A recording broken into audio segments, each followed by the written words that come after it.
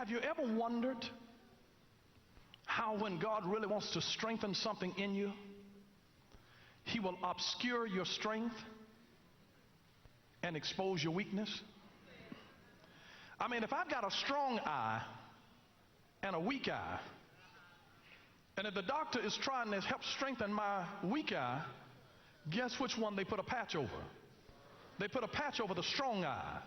So I can't cheat, and so I can't look out of my strong eye, but it forces my weak eye to be exercised. And how many times do we get frustrated because God puts his hands over our strong eye? Things that you can do without even thinking about it. Things that you just naturally have the ability, and God will obscure your strength so he exposes your weakness. He's not exposing your weakness to embarrass you. God is exposing your weakness so that he can strengthen you. Remember, God's purpose in a problem is not merely to deliver you, but to develop you. And you don't get out of the problem until you get what's in the problem for you. And when you get what's in it, my God, you can get out of it.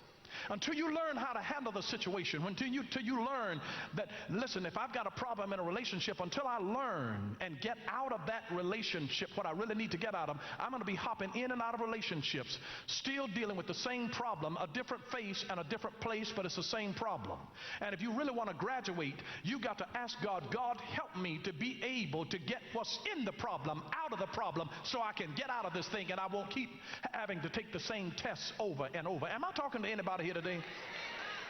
How many of you all are ready to graduate out of some things, and you're tired of these same old problems showing up in your life, and you're ready to progress out of this thing because you want to get out of this thing what needs to come out of it so that I don't keep destroying relationships, so I don't keep messing up money. I want to be able to grow. I want to learn my lesson so I never ever have to take the test again.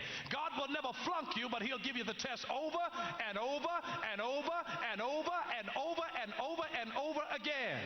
You'll keep having the test, but God won't flunk you.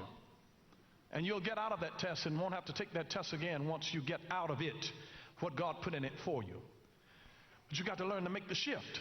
We actually move from being dependent when you come into the world. A babe comes into the world dependent on its mother. It's dependent on her milk. It's depending on her help to be able to change the diaper. It's dependent on her, all of its needs to be cleaned. It's dependent. And then we grow from dependence to independence. To independent. And then we come full circle. We come back from independence then to being dependent again.